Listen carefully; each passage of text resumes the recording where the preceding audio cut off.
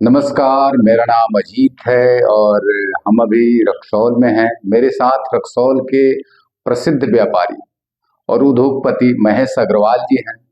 महेश अग्रवाल वह नाम है जो अपने बचपन काल से समाज सेवा में लगे रहे हैं। कभी जनसंघ, भारतीय जनता पार्टी होते हुए लगभग पूरी जिंदगी समाज के नाम इनका समर्पित है।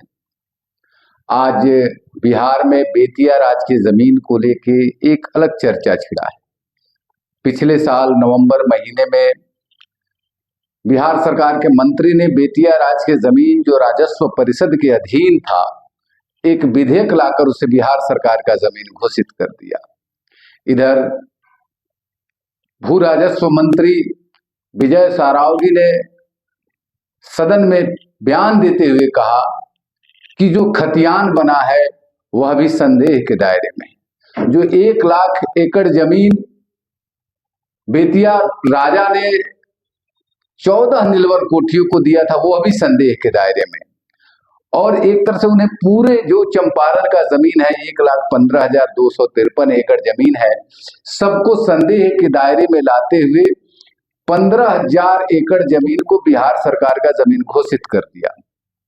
और पूर्वी चंपारण में, सिर्फ पूर्वी चंपारण में 32,000 ऐसे लोग हैं जिनके पास बेतिया राज की जमीन 2 डिसमिल से लेके 1 एकड़ 2 एकड़ तक है। वैसे सारे रैयतों का नाम उन्होंने बिहार सरकार के पोर्टल पे जारी कर दिया है। इधर मोतिहारी एडीएम ने एक बयान दिया है जिसमें कहा है कि बेतिया राज की जमीन को खाली करना होगा, अन्यथा सब पर प्राथमिकी दर्ज की जाएगी और बलपूर्वक उनसे खाली कराया जाएगा।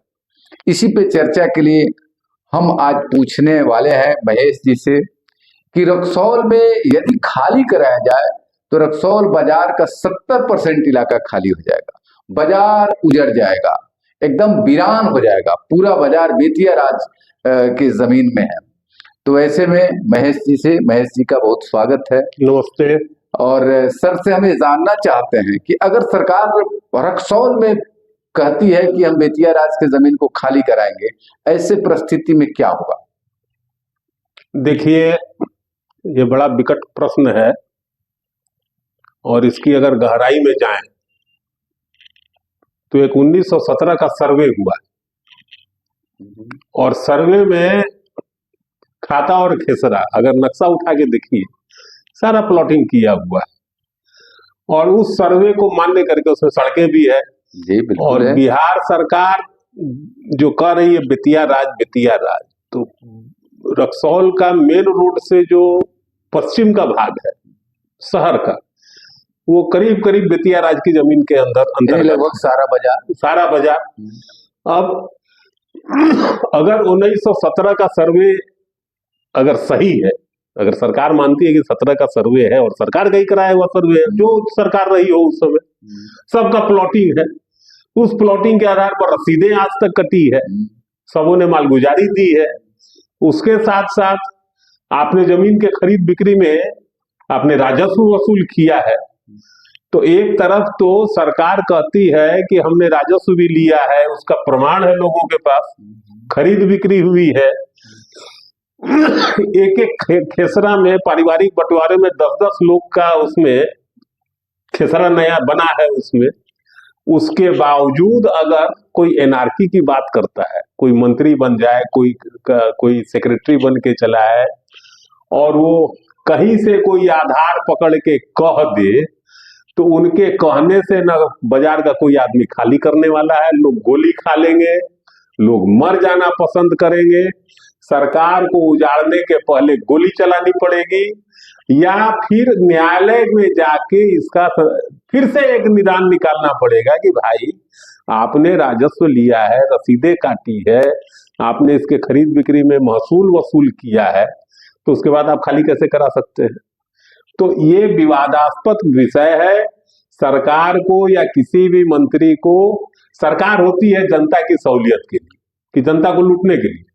अच्छा, तो एक चीज बताइए कि अब अपनी सरकार 1917 में आपने सर्वे का जिक्र किया, 1891 से सर्वे शुरू हुआ, यानी कि बिहार के जो रैयत हैं, चंपारण के जो रैयत हैं, वो 1880 से अंग्रेज से परेशान हुए जब वो मनमाना टैक्स वसूलना शुरू किए इनकी जी। जमीन का, उस समय भी ये जमीन इन्हीं रैयतों का था, एकदम यहीं के था। रैयतों का था, हमारे बाबा दादा हाँ, या जो भी रहे हो। तो हमारे चंपारण के लोगों ने अंग्रेजों से लड़ा। हम्म, क्या आज ये चंपारण के लोग अपने सरकार से लड़ेंगे? लड़ना ही पड़ेगा। अभी तो हालत बहुत खराब है, अंग्रेज से भी खराब आचरण हो रहा है सरकारों का। शायद अंग्रेज इतने जुल्मी नहीं थे जितना जुल्म अब की सरकार ढा रही है लोगों पर।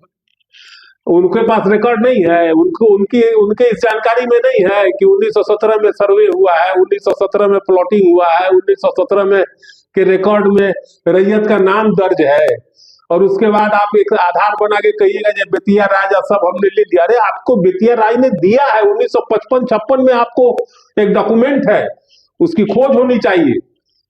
जितना बेतिया राज का जमीन बच गया जो किसी रैयतों को पहले से अच्छा, हमको एक बात बताइए, 1947 के बाद प्रिंसली एस्टेट्स का मर्जर भारत सरकार में हुआ कि नहीं हुआ?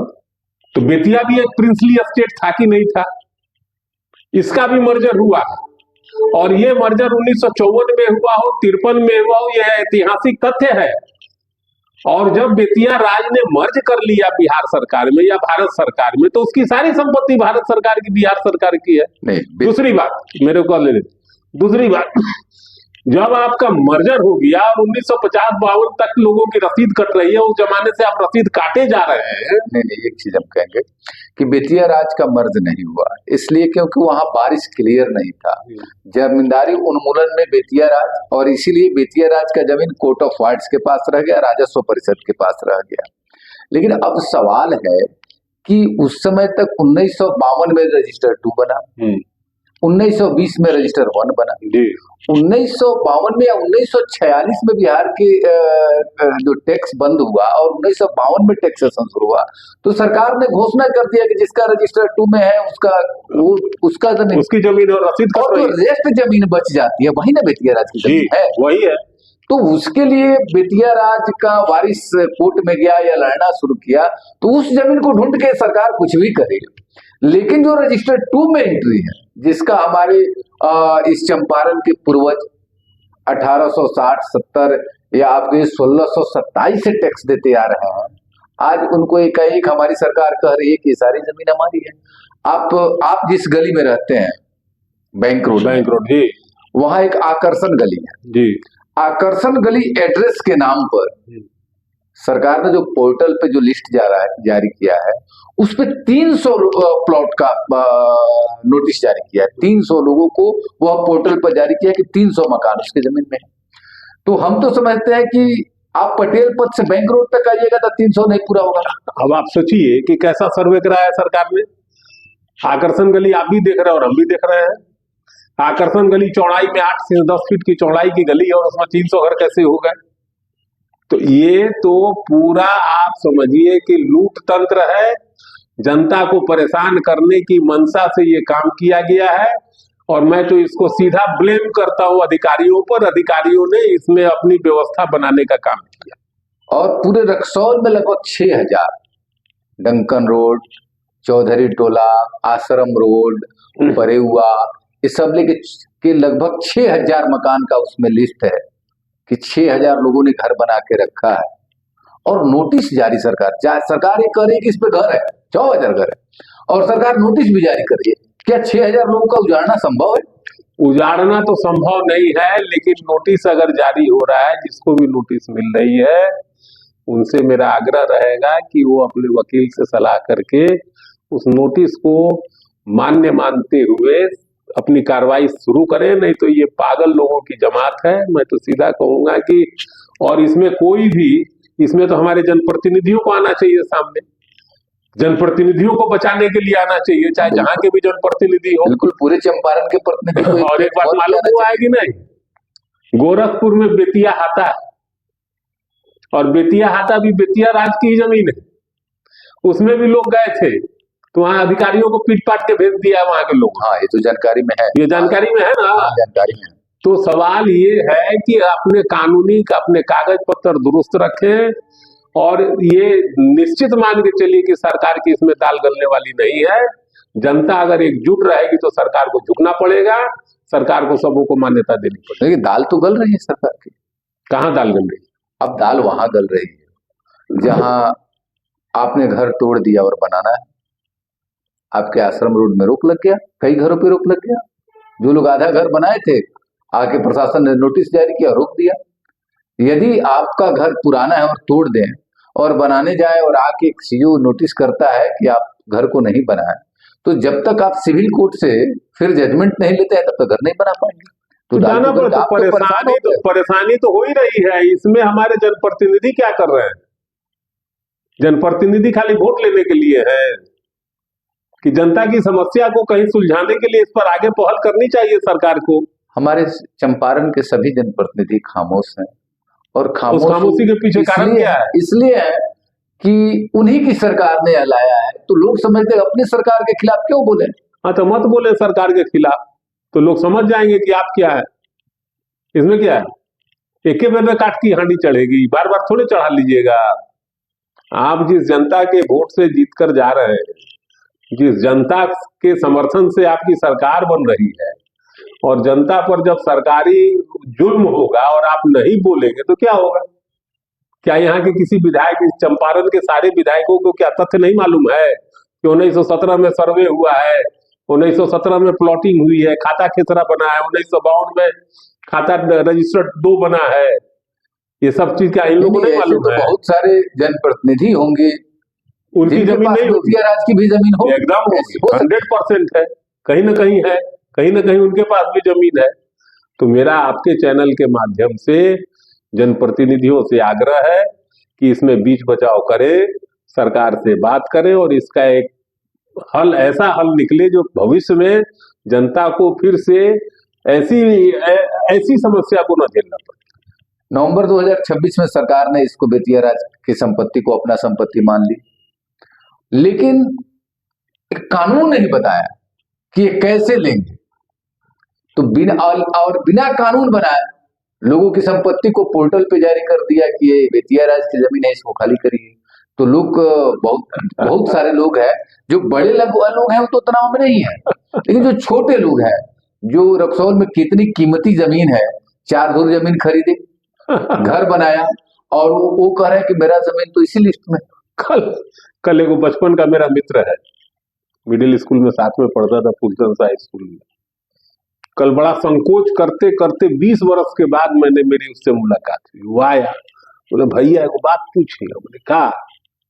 तो एगो घर बा हमारे कानू पट्टी में, एगो घर बा हमारे कोरिया टोला में, बेतिया राज वाला का बात बा? हम कहने निश्चिंत रहा, कुछो ना होई, तू फेर में मत पड़ जाए, लुटेरा बड़ा था, कोनो न कोनो पैसा मांग ली दलाल फलाल, ऐसे निश्चिंत रहा, तू कुछ नहीं होके वाला।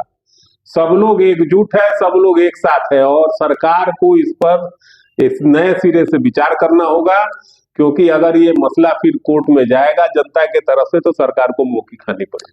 कुछ नहीं होगा ऐसा तो नहीं है भैया। मैं व्यक्तिगत एक बात बताऊं कि मेरे एक मित्र हैं, जिनकी जमीन बैंक रोड में है, उस पर घर है 3 मंजिला, करोड़ों की जमीन है। आज उनकी आर्थिक स्थिति अच्छी नहीं, वो चाहे कि इस जमीन को मॉर्गेज करके हम कुछ अपने व्यवसाय के लिए, उनका व्यवसाय है, लोन ले लें। जब वो मॉर्गेज करने के लिए रसीद कटाने गए तो रसीद नहीं कटा, उसका LPC नहीं बना, उसका मॉर्गेज नहीं हुआ।